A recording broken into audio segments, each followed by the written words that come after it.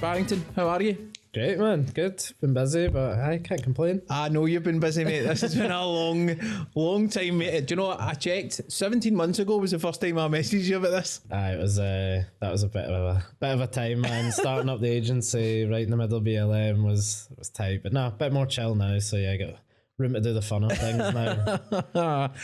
I'm gonna we'll obviously get into Too Gallus and what you're doing just now, but I always ask every guest when they come in what they were like at school, what they wanted to do when they left school, what kind of career ideas they had. So what was Barrington like as a 14, 15-year-old? Bit of a fucking dork, man. Just played like World of Warcraft, went to the cat house, hung out with like 7 other goths at school. I got like a far sight away from where I am now, but then it's funny because I see so much of like what I was like then kind of influencing where I am now, right? And like, you know, attributing to probably why I've done so well. Mm-hmm. But yeah, man, I was like pretty straight shooter at school. Like I stuck in, done my thing, and then at like 5th year I just bombed out. I just failed all my fucking exams. Oh, did you? Well, I think I failed like English. I think I failed maths. Were you expecting it, or had you prepped for them, or? Well, no, I wasn't. I guess I was expecting it because I just kind of fannied around in 5th year and like until like up till 4th year I was like straight A student, like fucking 7 A's at GCSE or whatever level we done. Right. And then when I went into 5th year, I just got a wee bit of a rebellious streak, I think. And, you know, I was so focused on like what I wanted to do after that I was kind of already by what I was doing at school. And, you know, I was doing stuff like geography and all that. And it just wasn't getting me on anymore.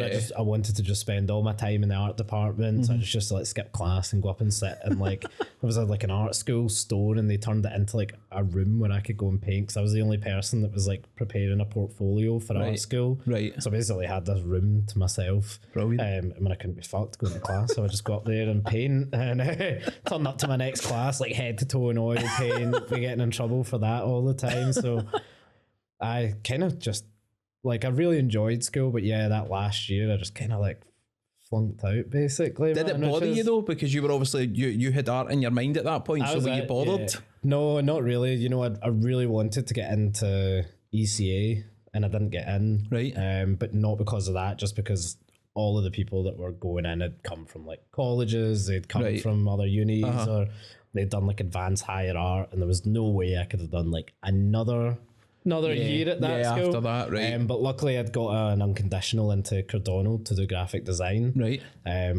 So yeah, you know, like the grades, like it was a shame, but I still got so much out of that education, and I don't think that like passing those exams would necessarily have given me more or less. I feel like I got everything. Yeah. I'd got everything out of school that I felt like I was going to get at that point, and I was like, I'm kind of wasting my time here now. I'm by it, and which is good though, because a lot of kids get bogged down with that. Then you got to get that grade. Oh man, absolutely. And you know, like my wee cousin failed all his exams last year.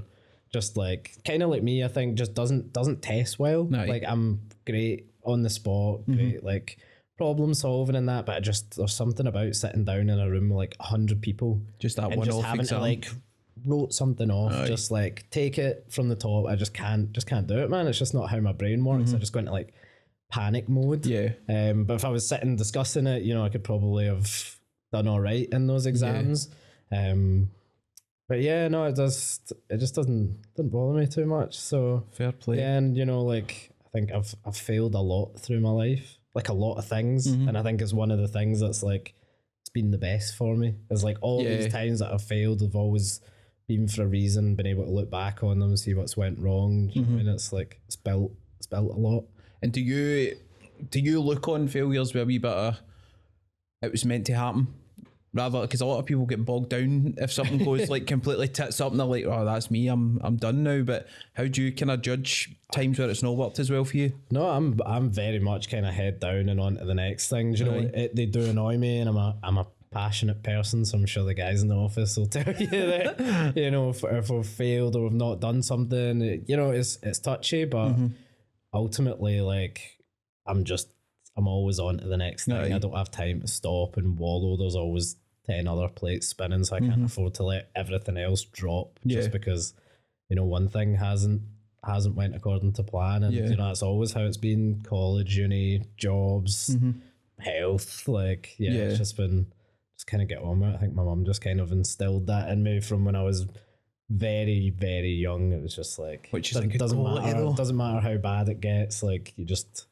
need to keep going. You don't really have a choice anyway. Do you know what I mean? The world's going to keep turning whether you sit there and fucking mope and sulk about it or not. So you might as well just get on with it. 100%, mate.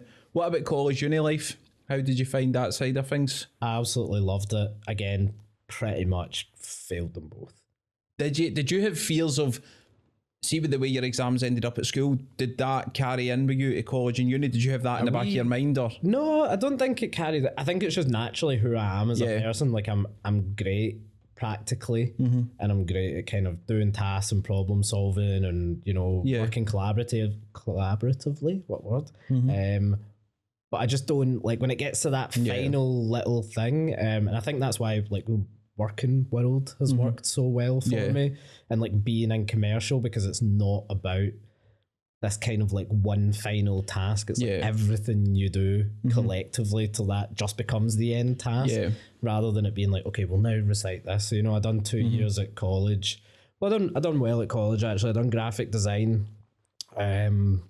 loved it, went to Cardonald, done 2 years there, but I'd always wanted to be a painter. And like, I wanted to be a digital painter. I wanted to paint for like games, be like a matte painter. So kind of when they're like designing a video game, you know, someone would come to you and they say, oh, we're looking for a hero. Right. This is what he looks like. He wears blue armor. He's 7 foot tall. He's Norse looking. And then it's my job to come up with it. Yeah, come up with it and put all that together. And then like, you know, I was in uni and I just got a bit disenchanted with it because I think I went through a bit of a transitional phase when I was at college, and at the start of uni I started working in nightclubs.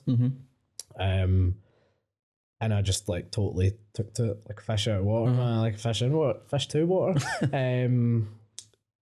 Just like I went from being quite, I wouldn't say I was ever like introverted, but I wasn't like so massive like socially. And when I'd done that, I just, I don't know, it just lit something up inside me, and I was just like, this is fucking great. I was out all the time, just like met so many people, just wanted to go out, be really social. And then going into that environment, so I went to study computer game arts and animation at Cali, and it was just like not the culture that I wanted to be around. So it really was just like, you know, like 40 guys in like a classroom. You get in on a Monday and be like, oh, did you guys have a good weekend? What'd you got to? And they'd be like, I just played Counter-Strike for like 72 hours.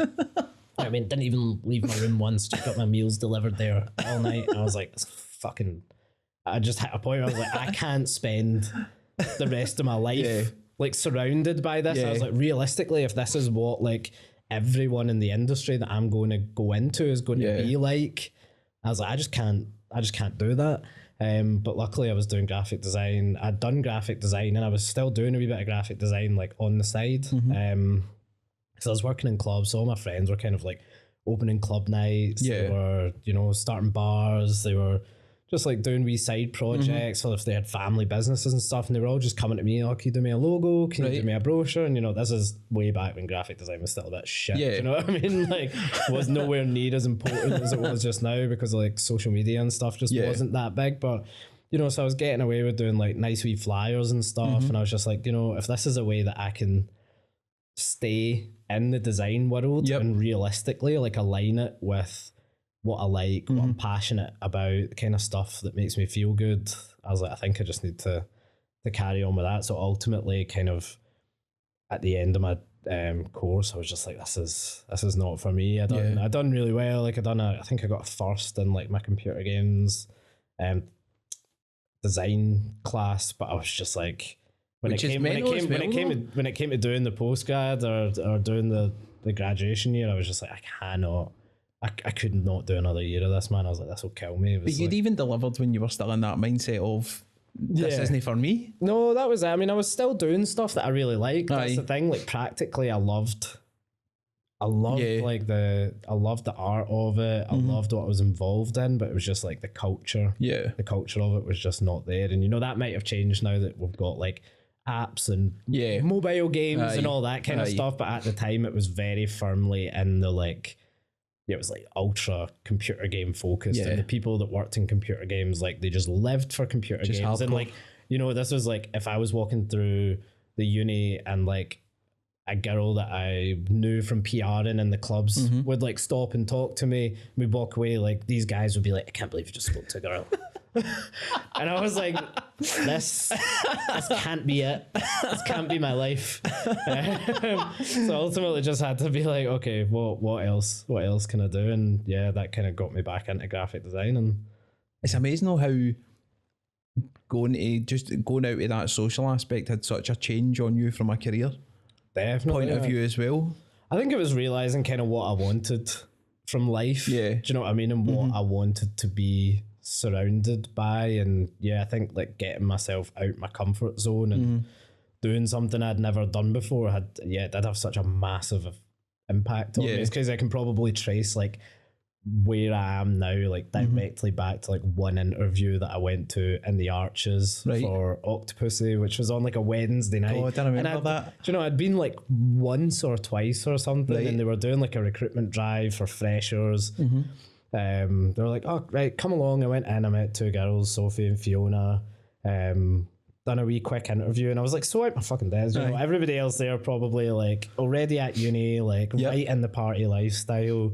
And I was just like living with my mom in a day, like at uni or at college. I can't remember if I was at uni at college at the time.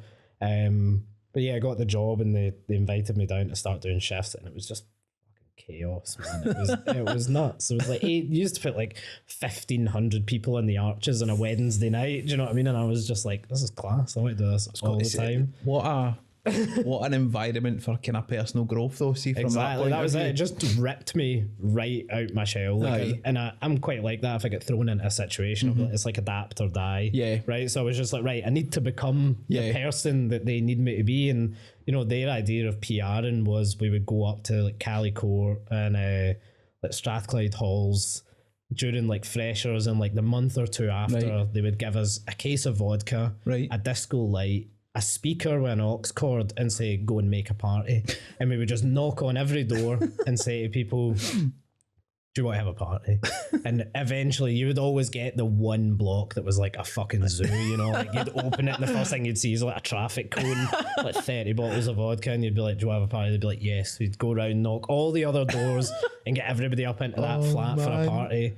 And then at like 11 o'clock, you'd phone them all taxis and take them down to the club.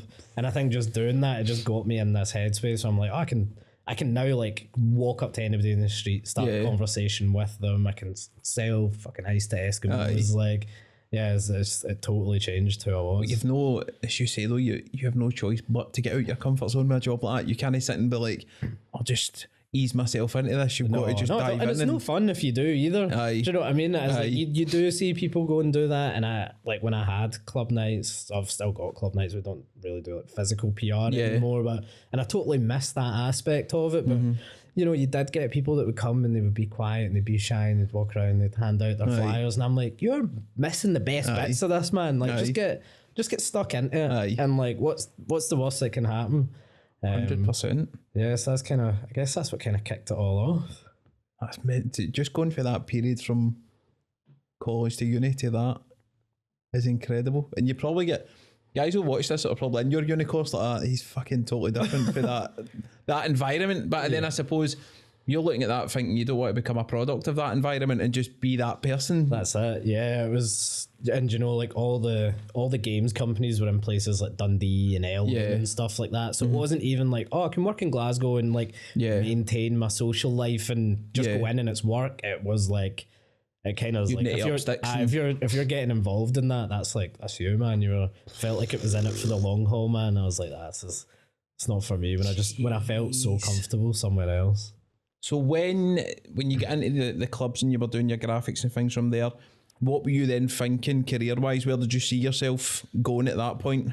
From there, it was just, I guess, getting into an agency. I think between then, that time period's a bit of a blur, man. Probably something to do with the fact that I was out like 6 nights a week.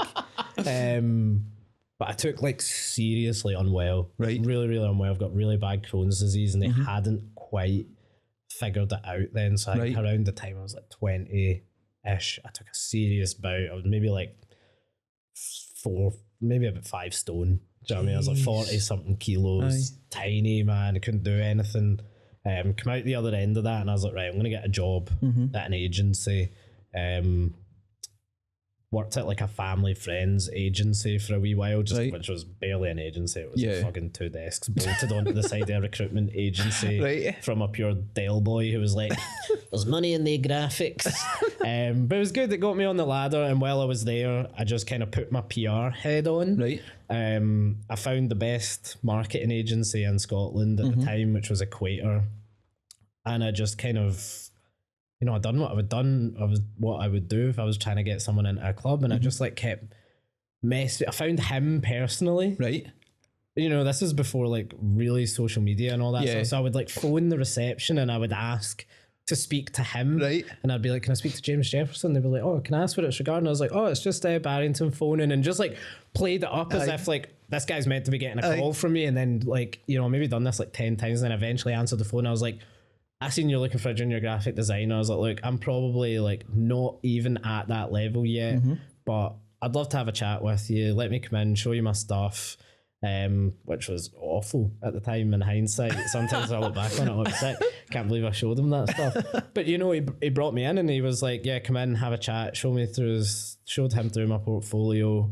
And it was kind of just like, look, you've obviously got the basic understandings here, you know, because I was only graphic design educated to a college level. Everything else there was kind of self-informed, and I guess it was more about having an eye. And it was like you've obviously got an eye for it. You do need a little bit of kind of training still. Will keep you in mind.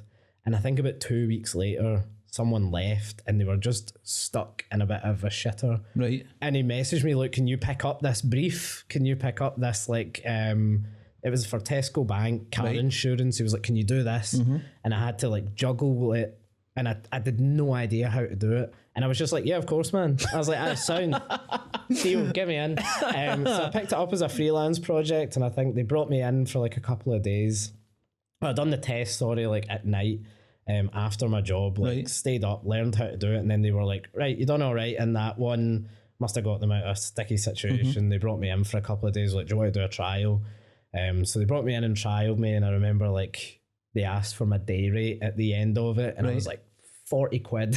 And the girl that was sitting next to me like took my mouse and like cancelled the email and like brought my sheet up again and went in and made it like 150 quid and then sent it for me, and I was like, oh shit, all right, okay. So I think I'd done that for like 2 weeks, and then they hired me. I just kind of got on quite well with the team, and you know, once I was in there, I was just like, fuck, I'm gonna get my claws in, man. I'm gonna make sure every single person here wants me to be here. So I was making teas, I was helping people. I love your shoes this morning, Jen. They're gorgeous. You going out tonight? How's the husband? All that. So I was like, I'm going to make myself unsackable. That didn't work out in the long run, right? But for in the interim, it definitely worked out, right? So I got that job, and I think I was maybe 20 or something, and I was there. I actually ended up there for quite a while, and I was doing like pretty mundane stuff, but I managed to work my way up quite quickly. And there was nobody else really doing what I was doing. So I ended up doing like all the advertising for Tesco Bank and SSE. And it ended up really fun. I ended up like leading creative for Tesco Bank at like 21, which is crazy. So it ended up just being like a great thing to have on my CV. But I think I was there for about a year, and then ultimately I got sacked because I was so bored. I just like going in every day and doing the same thing, although it seemed like a great job on paper. I was just doing these ads every day, and I just had so many like ambitions of things I wanted to be doing. You want more of a challenge at that point? I've always been a bit of a dreamer, and kind of had my head in the clouds. Like, if I'm going to do something, I want to do like the biggest thing. And I think my creative director James pulled me aside at the end, like, of it. I was just like, look, do you like being here? And I was like, I love being here. I was like, I fucking hate my job. I was like, the straw that broke the camel's back was like, doing a Tesco bank ad and having a big, massive argument with the account manager on it because like we would have to send stuff over for approval. Right. And I was doing a pet insurance ad and I sent them over a dog and they would ask stupid things, right? And once the woman was just like, can we have that exact dog, but can we have it with less hair? And I was just like, this is so fucking stupid. I was like, I can't believe I'm coming into work to have an argument with a woman about like the length of hair on like an Irish wolfhound and having to explain to her that like, no, we cannot phone Shutterstock, find the person that owns the dog, shave a few inches of hair off the dog, reshoot the dog in the exact same position, and then put it in their ad. I was like, that's so trivial. It was, man, and I was just like, this is like, I'm not contributing anything here. I'm making no impact.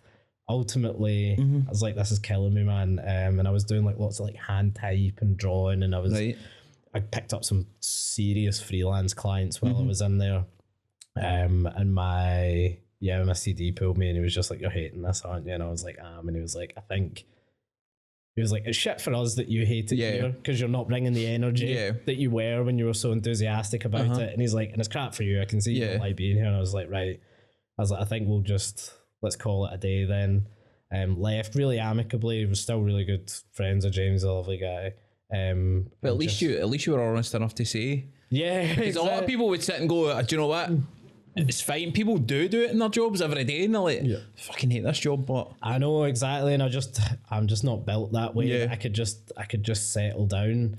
And he's like, I think something maybe like a startup would work for you, going your own way, or working for someone that's going to give you lots of creative bread would be brilliant for you, man. And that was the end of that chapter, but it was a great start to my career.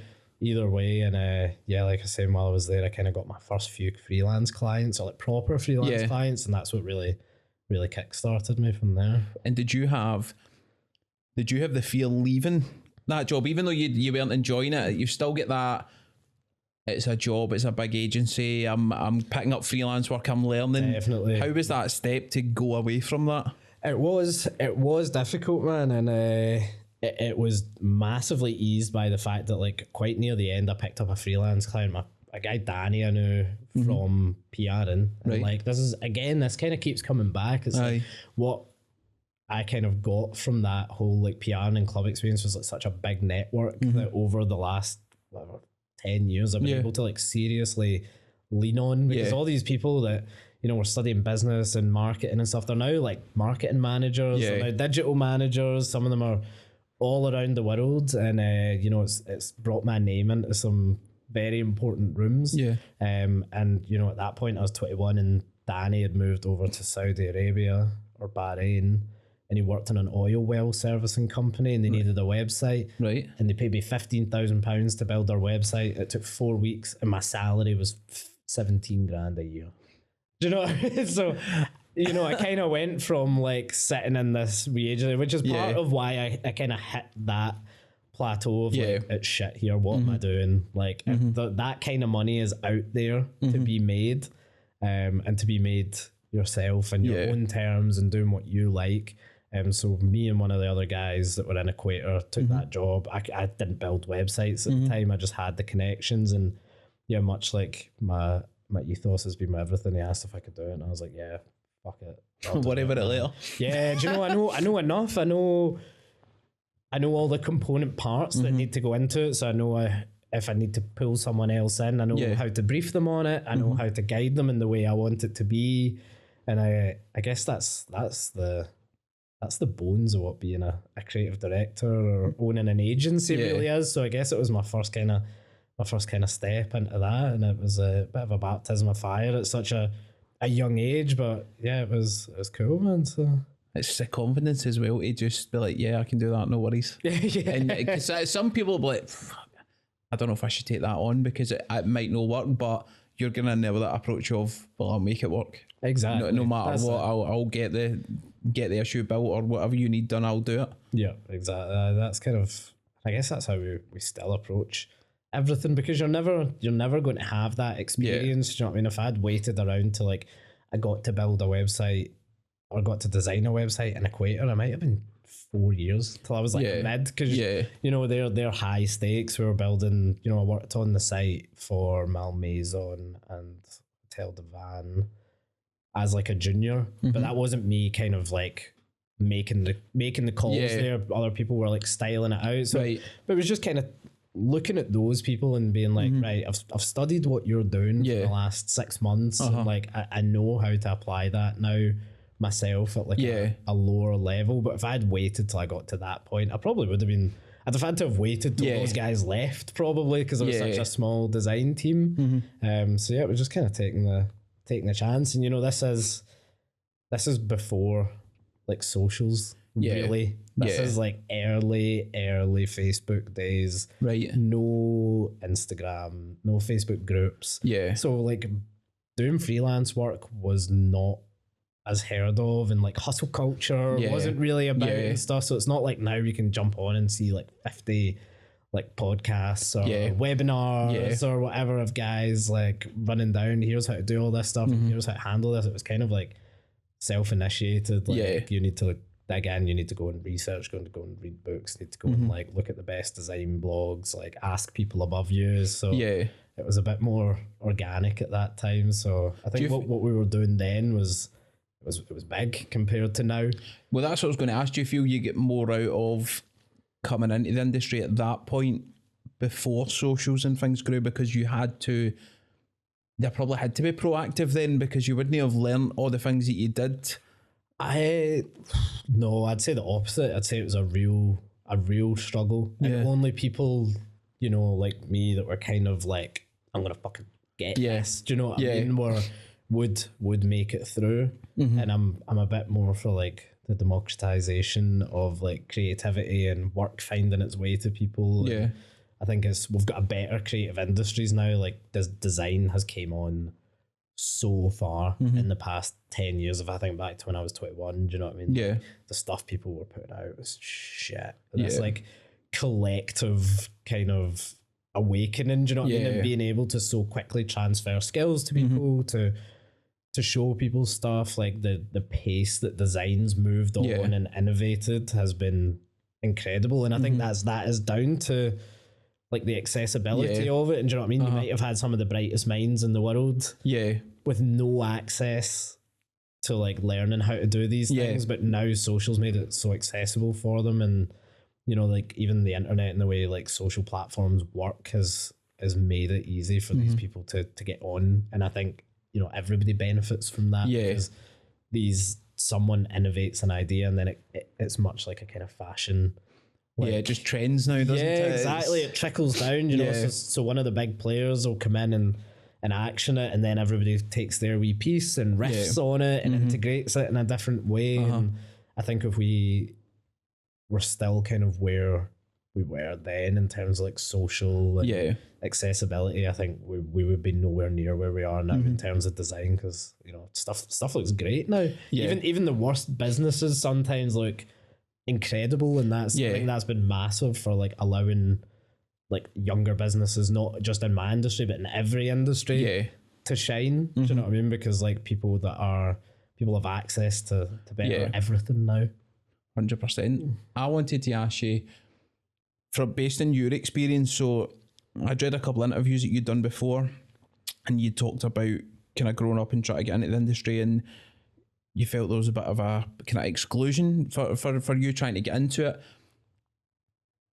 How hard was that for you to get into the industry yourself, and do you feel it's improved from when you were at that stage trying to break through, try to find somewhere that could take you on and grow? Oh, it was crazy different to how it is now. Do you know what I mean? Like even just looking at the demographics, I think if you look like even just particularly in Glasgow, because that's all I really had to base it off then. Do you know what I mean? But again, because it was this kind of pre-social era, your social circle, even on like, this was like right at the very beginning of Instagram, and you know, kind of Facebook's maybe like 10 years old or something like that. It was just who you had around you. You didn't have this massive like global network. You followed people that you knew on Instagram. So my whole lens around me and like what I seen was nothing like me.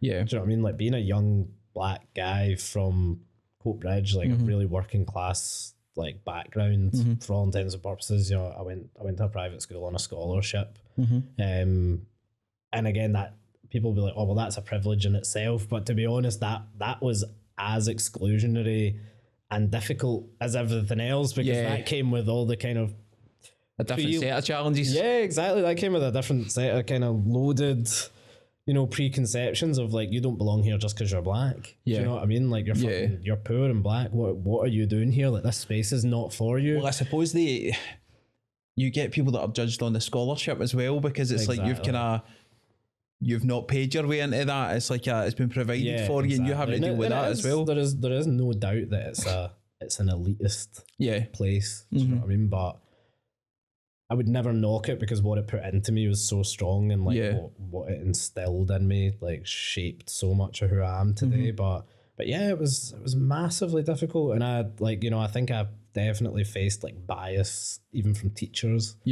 At my school, like when I was in P7, like a teacher like dragged me by the scruff of the neck up to like the medical room and like told the nurse to cut my hair. Do you know what I mean? Because I had like long curly hair. Right. And they phoned my mum. Mum come up to the school and she was like, what the they were like, the guidelines say you can have like cropped hair between whatever it is, like a 3 and an 8, and you know, it could be straight and well styled. And she was like, he's fucking black. He's like, his hair's never going to be straight. It's never going to be like, it's never going to be tidy and neat. She was like, you have a black child in your school, you have to learn how to deal with that.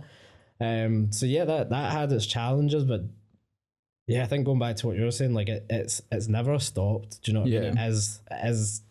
It's unavoidable. Like you're different. And whether people want to admit it or not, people treat you differently. And you know, sometimes that differently can be good. Do you know what I mean? And sometimes it's won me into places, and I'm of no doubt that I've done well, partly as I've started to get bigger, because people want like the young cool black guy to work on their stuff.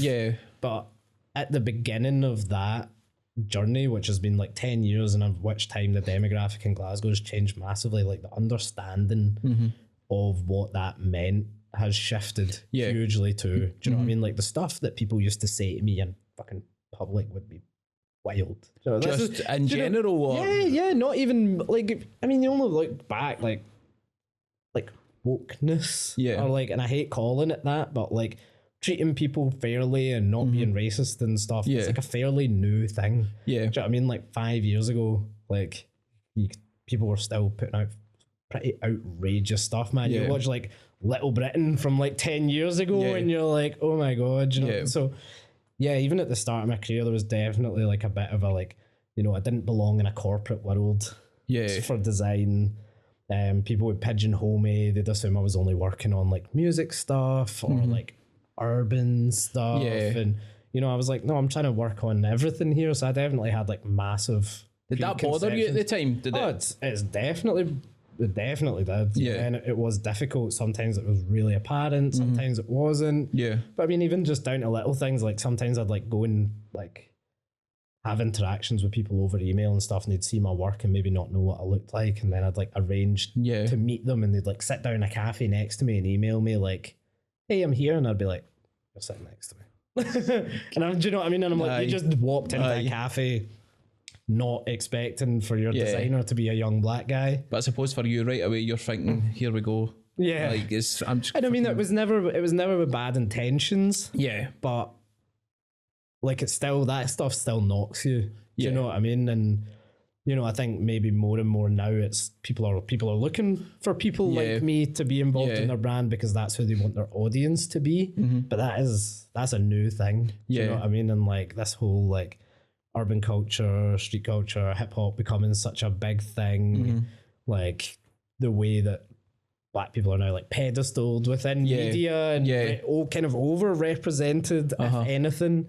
But that like I said, that's very new. But I suppose for you though, you came through that and you still found the path you were wanting to, and I suppose it must be good for you to see now that it is changing for, young black boys or young black girls trying to get into that path that you had, but finding it not easier, but finding it less judgmental than you faced into at that point. Absolutely. Do you know, it was just like there was such a idea of what someone who looked in the looked like in the creative industries at these times. You know what I mean? And it was like the fixie bike, skinny jeans, like twirled mustache. This was like, you know, I got into the design whirled at like the dawn of the hipster. Right. Do you know what I mean? Like Bon Iver type, like everyone wearing like American apparel, and it was just like I would go places, people would be like, "Why are you here? You're black. Should you not be at Bamboo?" Do you know what I mean? And I'm like, "Oh mate, tomorrow, but tonight I'm here doing my job, mate." Yeah, exactly. So yeah, it was it was mad, but it's really cool now that I think that those people are there's so much more value being put on them. I think now there's been so much discussion about kind of how much diversity actually helps marketing and helps design, and how having these different people and different voices in the room actually gives you such a better product, a better brand, and you know, it's so much more invigorated now, and it's it's lovely to see that, and I'm so happy. It's something I really champion, is trying to help people like from diverse backgrounds get into creative industries. It's like quite a big pillar of what we do, really. And you know, making sure that it's as easy for them and as accessible for them as possible, so that they don't have to face some of the problems that I maybe did in my going in. And that's the thing, I suppose, if somebody contacts you and you can pass on one learner or one bit of wisdom for what you went through, then it's helped my generation right away, because it's given that person the impetus to be like, you know what, I'm going to keep fighting with this, and that there is a job out there for me. I just need to go and grab it. Exactly, and that's partly why I feel it's so important for me to stay like kind of front and center of what I do, which is like a big talking point somehow in my industry. Do you know what I mean? Like I find a lot of people, like not from my agency, will talk about me in the studio, and they're like, "Oh, well, why is he kind of at the front of it?" Really? Do you get that a lot? Yeah. A couple of boys took one of my designers out for a pint. They went for pints. Apparently, it just ended up like the only thing they talked about were like,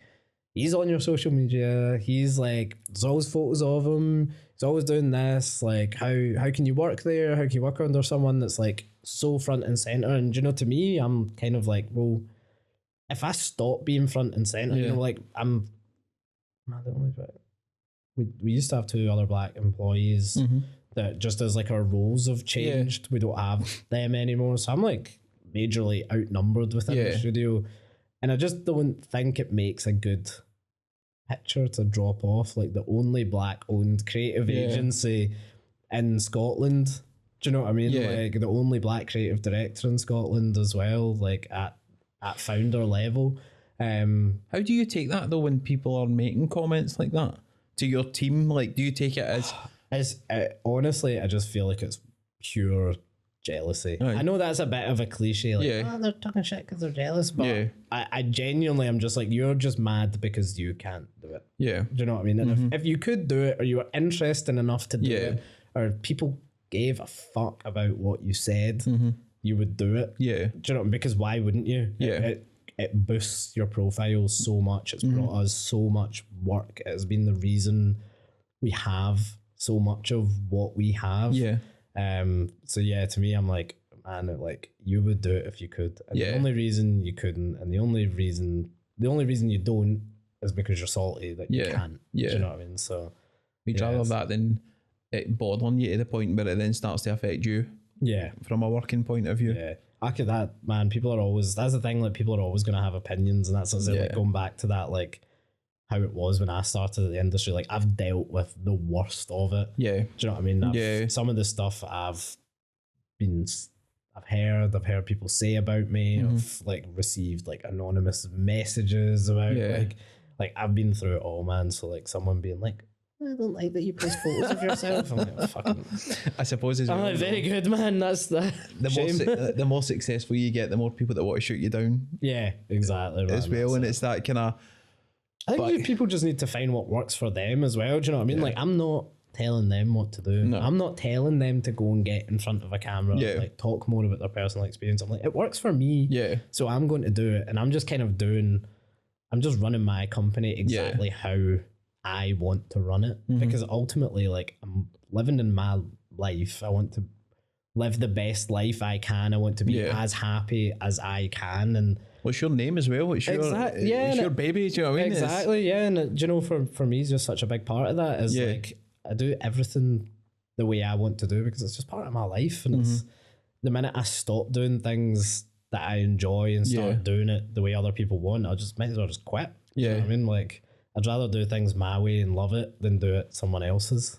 Well, at least if you know then if it doesn't work and you've done everything that you wanted to put into it rather than copying a format or someone else's. Man. That's it. And you know, like, I'm doing all this, I'm doing it this way and it's working so far. Yeah. So exactly. I'm like, I don't know, man. If someone, I've yet to hear that kind of criticism from someone that's doing better than me.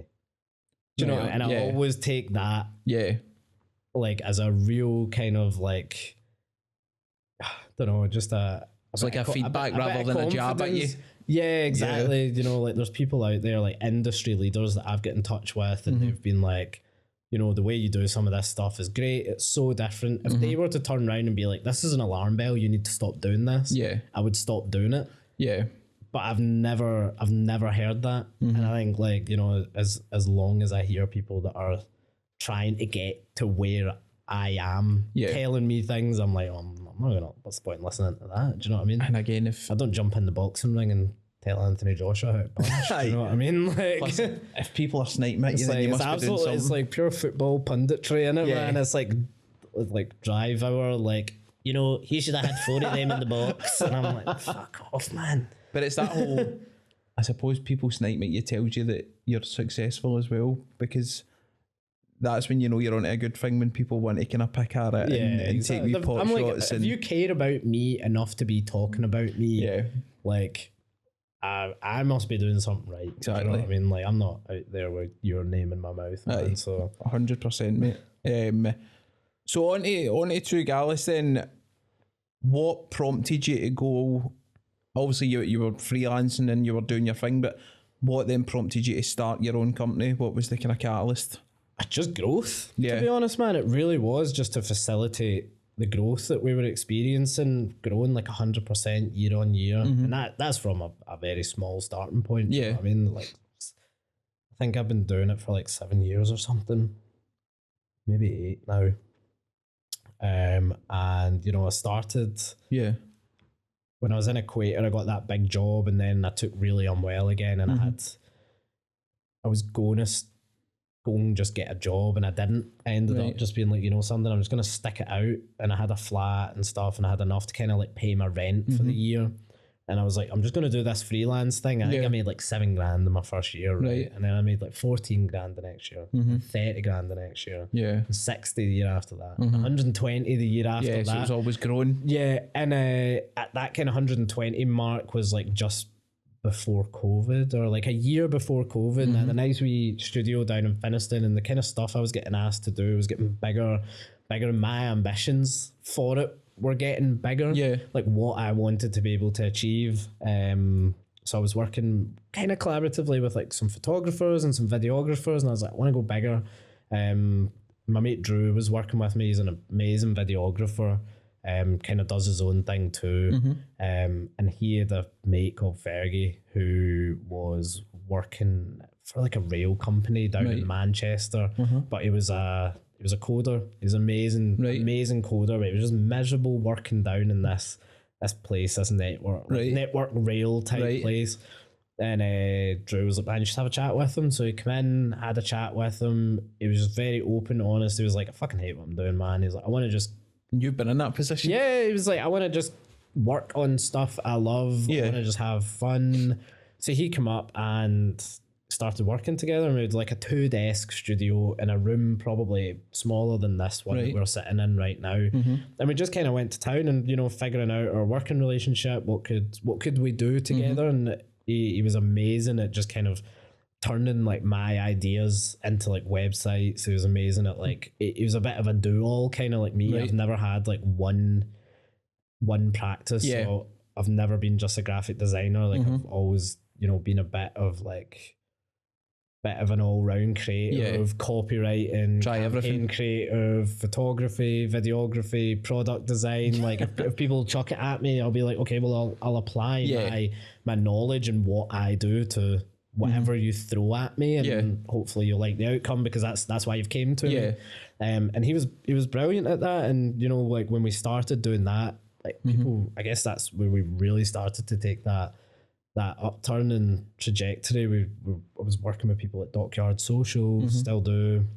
We were working on Blow, like Ramondale, 4042. So we became like a bit of a specialist in creating like cult brands, and creating these brands that people just seem to go nuts for. And it was really just like looking at these brands, looking at who their customers are, finding all the things that made them tick. And then just like building these little like brands, interactions, flyers, copywriting that would just like, it just sent their customers crazy. And from there, we just took off, man. It was amazing. And we were still just doing local work at that point.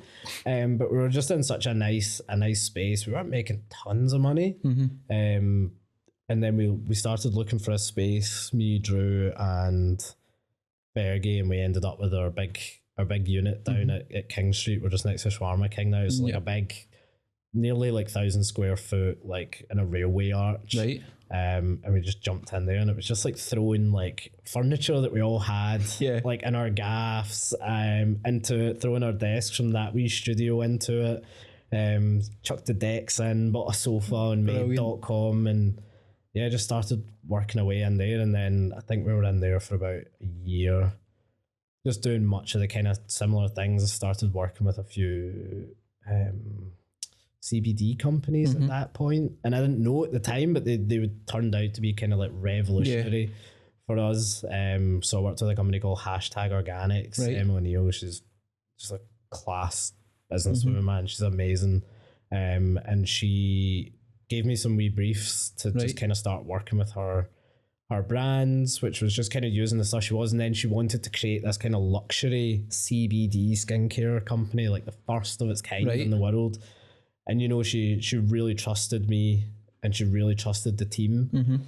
And she threw so many briefs at us that like it was such a great learning opportunity for us. So that was our first kind of dabble into like product design, packaging design, you know, shooting a proper campaign, writing all the copy, doing the website, you know. So this was the first time someone had maybe thrown like 40 or 50 grand. Were you buzzing about that? Man, that was the dream. That was what we were aiming for, because what we had always had before that was like little bits here, and it's so much harder to sell in an idea to a client that you've done something when you've done like one bit from here and one bit from there. They're like, I want to see the full package for someone. So she was our first client that really, I think at scale, offered us that.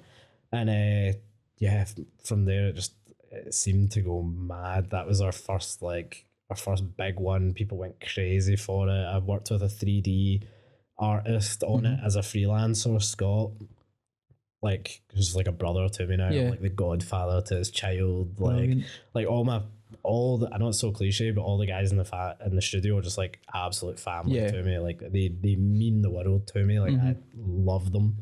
And that was when he got involved, and you know, bringing that 3D element into the business was really revolutionary for us. And it's something that we've stuck with, and it does so much for us because it's given us such a kind of unique position in our work. And every time we've brought someone on, it's very much been like, I've kind of picked a person that I want to be involved in the business and brought them in that way, rather than it necessarily always having to be like, we have grown, we need one new member of staff. Yeah, you're kind of handpicking people that fit. Yeah, very much so. So like the guy after that, Paddy and Molly started after that. Molly was like a previous friend of mine, and Paddy had met down in London. And he was picking up an award basically for being like the best in his game. So he was going to Pentagram to pick up an accreditation from the International Society of Typographic Designers. So he's got like a title in his name now for being so shit hot, basically.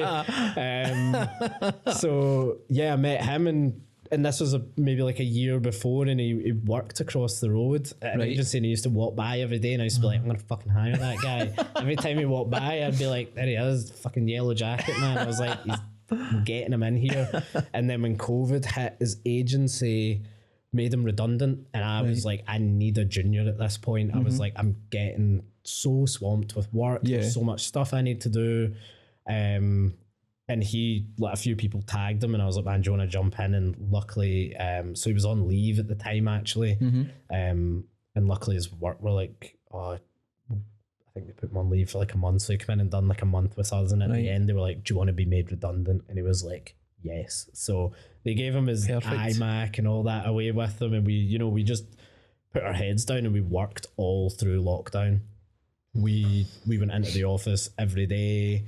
It was just like the 3 of us or the 4 of us pretty much in there, because of what we need to do. We all need to have our equipment in one room. So, and it was amazing because it meant that like we had this little like bubble during lockdown where like everybody else was cooped up at home, and I think we done like maybe like 2 months of that. But I think when stuff started to slacken off a little bit, and while a lot of people were still at home, we got to have this wee like community bubble. And we did. We bonded so much through that time because we'd hardly come into contact with anybody else. But it's amazing, and man, it's weird. From there, it's just been so organic. Like, and we're now, I feel like every couple of months, every 6 months, I'll have like a wee rant. Why are we not working on drinks? Why are we not working on cosmetics? You know what I mean? And it's funny. I'm just so like in it. Like sometimes I forget to look up and be like, oh my God, I'm actually like, what you've achieved so far. Yeah, exactly, man. I'm actually speaking about kind of all the same stuff at Cali Uni tomorrow, and it was they'd asked me like, plot out your career, and I was just kind of writing it out, and I was going through all that kind of stuff that we had talked about, got on well, done this, went freelance, learned copywriting, decided I wasn't that good at copywriting, started doing graphic design, started doing campaign strategy, and grew. And it was just weird. Like I never look at it that way because my head's so in it. And I just like, at the end of it, I was like, holy shit. I was like looking at, it was like, oh, well, who is Too Gallus now? And I was like, well, I'm a multi-award winning creative director, Scotland's first black creative director, Scotland's first black owned creative studio, the fastest growing creative agency. Not small things. No. We turned over 500,000 in our second year, and worked with people like Nike, Red Bull, Glenrothes, Pippin Nut, Face Gym. Some people Eden get Mill. to the end of their career and not have that. Exactly, and I was like, man, we're 2 years in, and I'm 31 years old, and I'll still go home and give myself a hard time because we've not got Gucci yet. Are you quite self-critical? With your work? Well, with my work. No, like my creative work, I really like. I really believe in my creative work, and I'm maybe a bit precious with it, and I don't take it being criticized very well, which is something I need to work on. So like, I'm like, if I put something out, I'm like, that's it. That's it. It's done. To the best of its ability. You're confident in it. The best of my ability for this. But where I am and what I've achieved, I'm so critical of. Really? Do you know what I mean, man? Like I just mental. never stops. My girlfriend like always makes this point, and she's like, the day you bought your Porsche Cayman is the day you started talking about buying a Ferrari. And I'm just like, I just can't stop. Do you know what I mean? I think it was like I grew up like pretty poor. And I grew up not. My mum gave me everything she could.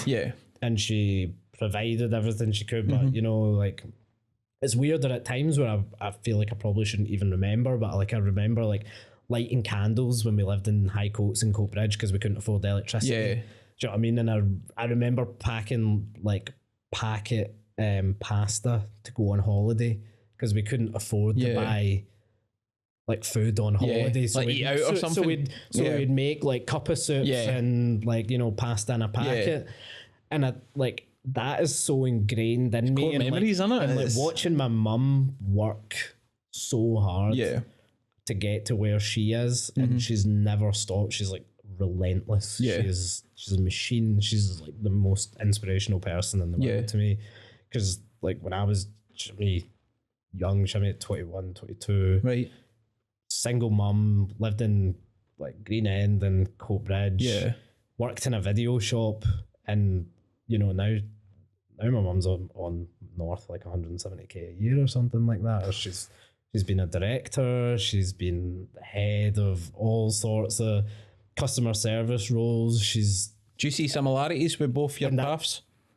Like career-wise? Absolutely. Yeah, and that's why like I've never seen my mum stop. Yeah. And I think that's partly why I'm like, I don't know when to stop. And we're both very grateful for what we have. Yeah. But I don't think there's a string in us that sees something and is like, oh yeah, when I get that, that'll be it. Yeah, enough's enough for you. Done. Do you know what I mean? And my girlfriend asks me that all the time. She's like, when are you going to be happy? She's like, you've got a 350Z, 2 Porsches, a Range Rover, a £500,000 house in Downhill. I'm like, and I'm just like, I don't know. It's not, because it's not. But then I suppose I think it's not having the things that is fulfilling. It's achieving them. Yeah. And it's that like, it's almost like that high of getting it. Yeah. I can't imagine ever not wanting to have that, because it's kind of what fuels me. And now actually it's kind of translated to wanting that stuff for like my team. Do you know what I mean? And I go in every day and I'm like, I want my guys to buy houses. Yeah. Do you know what I mean? I want to see my team like buy property. I want to see my team buy cars. I want to see my team like go and travel the world and do all the things that like, I've been lucky to do. And like I know like they sometimes are like, well, why are you not happy with where we are now? And I'm like, they're like, you've got all this, and I'm like, I know I've got all this, but I'm like, we don't. Yeah. Do you know what I mean? And I'm like, what we've got right now has facilitated what I have. But my goal is for us all to have that. You know, I really want to have them all on 50 to 70 grand within a couple of years. And, you know, I'm working really hard towards that. And it's the goals just shift constantly. But then I suppose that goes back to when you had that first job of you're never fulfilled, which isn't a bad thing, because I suppose if you did have an end point, then your growth stops. That's it. And you found your kind of final bit. There's always more, and you know we're very much at the start of our careers, and I think like Scotland's a hard place to be a creative, because to me it kind of, there's a lot of platitudes for creatives here, and like everyone's very happy doing nice work and doing okay, and I think that's why we've made such a mark on the industry. Do you know what I mean? In 2 years, like I think that's why it kind of annoys people. And I'm like, but I don't think like you guys think. Like you guys want to go and get like a nice contract for an electrical company and put out a nice brochure, and I'm like, no, I want to fucking like spray paint a bottle like 60 stories high in New York. Do you know what I mean? I'm like, my creative vision is out of Scotland. I don't want to be doing that type of work, and to do that, these are just all the things that need to come before it. They almost like fall naturally before it, because those companies don't want to work with people that do that kind of stuff. They want to work with people that are like breaking boundaries and innovating, and all these kind of things just come as like a perk to doing that. So I think just constantly reframing what I want and what I want for the guys it keeps me so motivated as well. I would hate to go in and be like, you know, the thought of being like, I'm so content. Just like I don't want to like put myself out anymore, and I don't want to do this. I'm like, I'm young, man. I've got like a lot of years left in me, and like I'd rather do all this stuff now when I'm young, and when it's exciting. Do you know what I mean? People are like, oh, you know, you can take you've got your whole life to live, and I'm like, well, I want to go and fucking like party in LA and you know, fly around the world doing mental stuff, and you know, buy a house in the States and have a nice car there and go on holiday all the time. Like I don't really want to wait till I'm like, you're too old to appreciate it. Till I'm too old to appreciate it, or like, or if I get it all now, like what will I have then? Do you know what I mean? And what can I give the guys then, and what can we all experience? So it's mad. What do you see when you're bringing people in, or you're looking to bring people in? What do you look for in people? What's your main kind of components that you would need for somebody to join your team? What do you look for in the background? Someone who's adaptable. So someone who will not say no. Someone who'll find like find a way. Find a way. That's the most important thing for me, because this idea that you can walk into a role like knowing all you need Yeah. to know is like absurd to me. Do you know what I mean? There's like, you never stop learning. You can always be better at what you do. So I kind of like, for lack of a better word, like a can-do attitude. Yeah. Do you know what I mean? Someone that's like, and a bit of fire, man. Like I want to be surrounded by and have to be surrounded by people who like live for what they do. Yeah. I'm not interested. Like, and don't get me wrong, it's a job, right? It serves us all to just like come in, we get paid for it, we go home. But like ultimately, I want people who are like killers. I want people who want to be the best at what they do. Like that really want to make a mark. Because I think if you're not surrounded by that, it's hard to maintain it.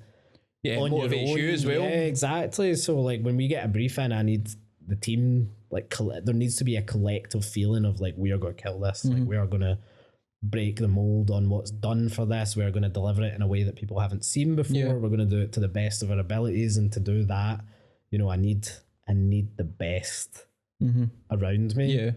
But also need the right type of people. Do you know what I mean? And I need people who are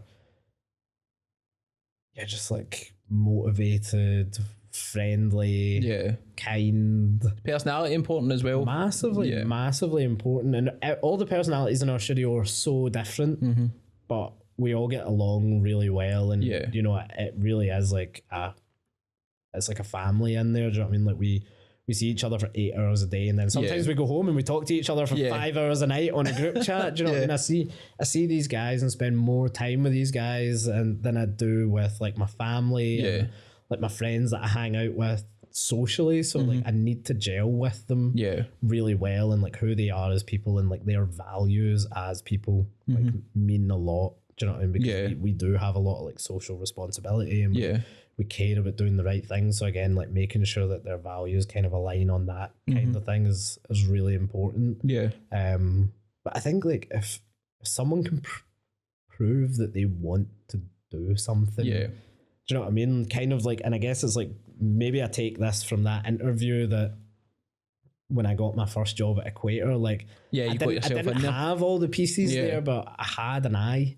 Do you know what I mean? And like Scott, my 3D artist, was pretty young in his career when I took him on, and he was good then. He was very good, but he's improved a lot. And like I could see from the very few like things I'd seen from him at that time that there was potential there. And that he had an eye and that he was going to do like amazing things. So yeah, I guess it's kind of looking at, I've always had a bit of foresight with people. I think like I can kind of tell if someone's got it and they're gonna make good things. But then there's more to it than that. And as a manager now, I've learned that like sometimes it can be difficult to get that out of people, and people also need to be like, they need to have an element of self-discipline. And you know, we've worked with people that are so talented and they're lovely people, but they lack self-discipline and they lack work ethic. Right. And you know, I have learned that like being the best person at that task, sometimes it isn't enough. Sometimes you need to have like the want to do it, and you have to have the drive, and you have to have the ethics, you have to have the motivation. So yes, I would say to people, like, never be disheartened. If you don't feel like you're the best in your craft, like, don't worry about it. Because sometimes I've worked with some people that are the best in their craft and they've been a fucking nightmare. That's not all it's cracked up to No, be. it's not, man, because you're only seeing the end deliverable. You're not seeing the process. And, you know, if you can deliver 10% off that, but you made the process so much easier, then that's worth everything in the world. Yeah, well, that's what you're going to remember, isn't it? Exactly. Rather than the other side of it. What have you found the biggest challenge from kind of freelancing, etc., to doing your own thing? It's been quite similar, if I'm honest, like in the way that I've grown it. And I think because I have a really unique approach to it. Yeah. And that I didn't have this moment where I was like, I now run a company. Yeah. Like, this is the company. These are the things that the company do. I kind of run it like, to me, it's a self-named creative studio, right? So like, I feel like the studio is a massive like extension of me and like my creative thought process. And, you know, and maybe the hardest thing sometimes has been managing that relationship with the guys, because they have their own creative vision as well. Yeah. And I'm like, that's cool, man, but this part is your job, and like you get paid to be here. Yeah. Do you know what I mean? So while you might not agree with some of the things that I'm doing or the way I want to do stuff, like this is my studio named after me, and like you're not coming here for fun. Yeah. You're not coming here to do your own thing. That would be a hobby. I was like, this is work. And I think that probably has been the most difficult thing actually, is like managing that. Like we are a team full of like some of the best people in our industry in this country, and it can get fragile with egos sometimes, you know, because we all think we know best. And, you know, some of the guys in the team are really pragmatic about it, and they're like, ultimately, cool, this is a job and I'm getting paid. So while I might not agree with it, I'll do what you've asked me. And sometimes, you know, other people push back and they're like, well, no, I want to do it this way, or this is my opinion on it. And, you know, I think learning to manage people and keep people happy. But I wouldn't say it's been a massive challenge. It raises its head every now and again, but I think we're really lucky in that by and large, like we've been really tight, man. I think we've only lost 2 or 3 members of staff over like 3 years. Yeah.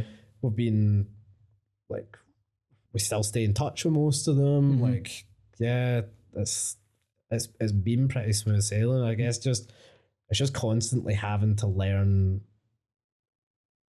like, what does the next step require? Yeah. Do you know what I mean? So I don't think it's not so much being on like a change from like being a freelancer to being a company, but like that evolving process of like what do like the top 1% of brands in the world expect from a creative agency? Do you know what I mean? Like we're dealing with a company right now that I think they're worth like 17 billion.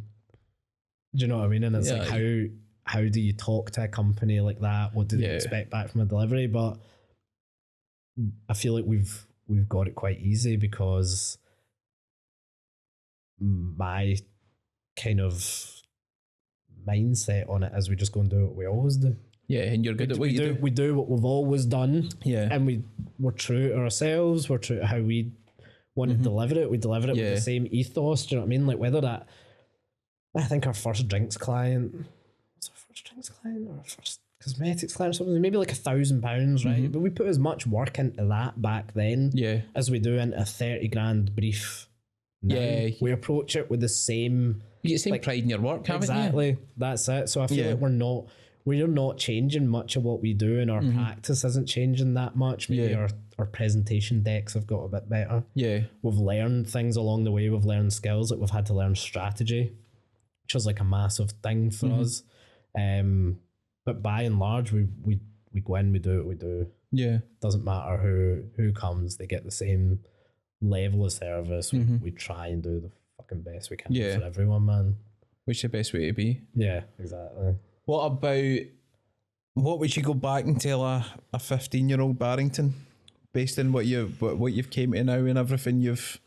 don't go out with that girl when you're like 20, 'cause she's fucking nuts. That would be my one piece of advice. Probably just to not worry, man. Do you know, I in the last 15 years, when I was 15, I took unwell for the first time. Right. With Crohn's. I think I must have been like 15, 16 up until I was like 18. Like, couldn't figure out what was wrong with me.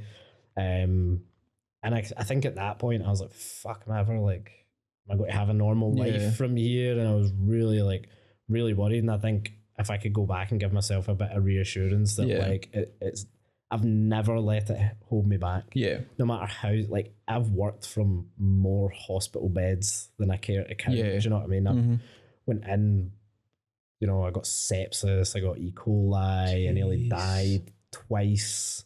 I went in for like a major surgery. I got taken into hair Myers. I've been so unwell for so much of my life, and I've never ever let it stop me. Yeah. And I think just like if I could just let myself know that like everything's gonna be fine. But even saying that, I think I would be like, yeah, I know, because I feel like I've not changed much. Yeah. I've become more outgoing. Yeah. But I think like my like mindset and who I am and like the principles in me have been largely the same. Like since for as long as I can remember. And I think, I feel like whatever I told myself would probably not come as a surprise. I'd be like, yeah, fuck, I know, man. So, do you still look back at that club night and think, I took a kind of different path? Yeah. Totally different path. I feel like if that didn't do it, something else would have. Yeah. Do you know what I mean? Because I was like going to uni is such a transformational thing anyway, and going to college, and I'd always been in quite a small box. You know, I grew up in Coatbridge, fucking mental place. Then I moved out kind of to like the country in Gartcosh, and I just had like a few wee pals there because we just lived on an estate, and I went to school in town, and you know, like everything that I'd done was just kind of informed by these like group of pals that I went about with, and I loved them, man. I still do love them. I still keep in touch with them, like my best mate Matt, and he's like very much like me as well in the same way. Like we both hung about then, we still hang about now. We both go to clubs all together all the time now, and I think like it was just meant to be, man. But I think if that club night hadn't changed me, I think I was ready, like after being so unwell for so long, after feeling, you know, like, man, maybe like there's more to life than playing Warhammer. Do you know what I mean? I feel like there was a point there where like it was going to break. Yeah, something I was changed. ready to be like, fucking right, let's send it, man. And it's been like that since. What about, and obviously we touched on it at the start, there is a lot of young people out there at that 15, 16-year-old stage who've maybe feel that they are more creative, and school life isn't for everybody. If you're a creative person, it's such a difficult it's journey. A drain. It's a real drain because it's not set up for people that are creative at all.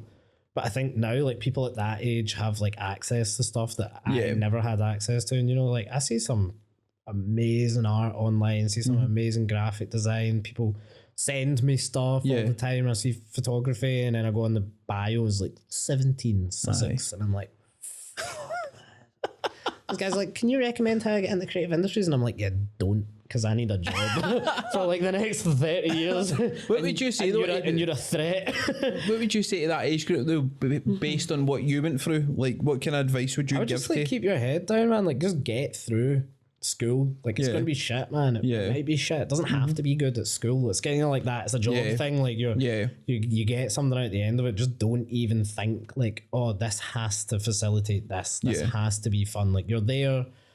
Put your head down. It's a couple of years. You're off for like 6 weeks at the summer. Just fucking just get through it. Do you know what I mean? Because once you do, then you can start to plot out what you want to do. But also, like, go in, learn your stuff. The stuff you'll learn there is great, and it's transferable, and you know, you'll meet people at school. Like, just make the most of it in the way that you can. If that's just going in and like just being grateful to see your friends every day, then just do that. And like, okay, if you have to go to class, you're going to spend the rest of your life doing some stuff you don't want to do. So like, learn now just how to go in, put your head down, get through it, get the most out of it you can. But man, it's such a small part of what is going to be a very long life and a very long career, that I think if you can get through it, well, like, what's at the other side is so cool. And I think it's just worth remembering that, like, although you planned your life a certain way, it rarely goes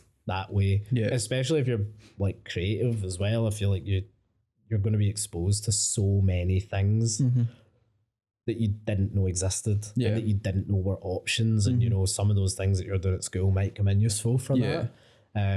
So definitely, I mean, I wish, like, it hasn't affected me that I didn't pass all my hires and stuff like that, but I still wish I had, and I still wish I'd been a bit more mature at the time to be like, right, I'm going to get through this, and I'll just, because it was maybe like 4 months, do you know what I mean? And like, for what? Do you know what I mean? Because I couldn't be arsed. Like, now I would just go back and I'd put my head down and I'd get it done. And I'd get through it, and I'd get it done. So yeah, I think just don't deep it too much, man. Just go and get it done, and then look forward to what comes after. What about Too Gallus then? What's the what's the plans for the next few years, or what do you hope for the next few years? It's so hard to plot, man, and then like I try sometimes and it goes so. Your head must constantly be whirring with ideas. Oh, it's mental. I've honestly not slept an entire night through in years. Like just thinking about different things. No, my head is just mince, and it has been for like if I sleep for like 8 hours, I wake up the next morning and I'm like, holy shit. Do you know what I mean? My head's just been buzzing for like years, and we do try and plot out like where we want to be, what we want to do, and I've figured out it's better to just be really loose. Do you know what I mean? So I've got some creative ambitions that I'd like, some types I would really like to break into, like the beauty and cosmetics industry, because I think the work that happens there is lovely. I'd really like to, for a couple of years I was doing lots of photography, and for some reason in like the last year I've kind of let it slip, and I'd really love to get back to doing that. But like my goal ultimately is to be like the most recognized creative director in Scotland, to go and do things that have not really been done here before, to contribute to the creative industry in a way that other people haven't, and to really like leave a mark. And then ultimately my goal is to get all the guys that work for me to where I want them, which is on that kind of 50 to 70k, driving nice cars, good options, living in houses, options to do whatever they want. So when they're talking about going away and working from like Barcelona and stuff like that, so I'm like, rather than me being like, I want to make X money, I want to do this thing, I focus on like things that I want to accomplish, right? And then it's easy for me to pick up things to filter into that. Do you know what I mean? And then I'm not getting precious about the type of work we take on and stuff, because like we never know what's going to land in our inbox. Like every day is so different for us. Like we never expect what's coming. Maybe we should be better at charting it out, but that's not how my brain works. And I think to give that and to be so prescriptive would make it start to feel like work. And I still, it's not who you are, is it?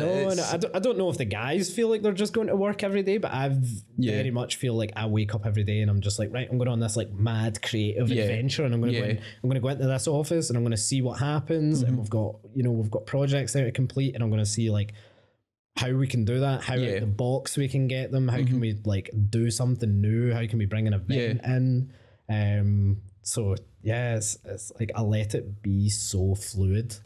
And it's been working, and maybe we could make more money, or we could, like get into different continents or something quicker. But I feel like that would be at the mercy of like the culture that we have, and having that like really fun working environment. It's just organic. And everyone seems I mean, touch wood. Everyone seems happy with it, so I'm like not too bothered about changing it massively right now. Although some people say, "Oh, you're in this growth period. You should, you should hire a CEO, and you should be creative director, and you should only do this, and you should let someone else make the business decisions for you, and you should hire 2 more people so that you can be more productive." And I'm just like, man, that all sounds like a fucking nightmare. Do you know what I mean? So I'm kind of just like, it's so fun. It's so good.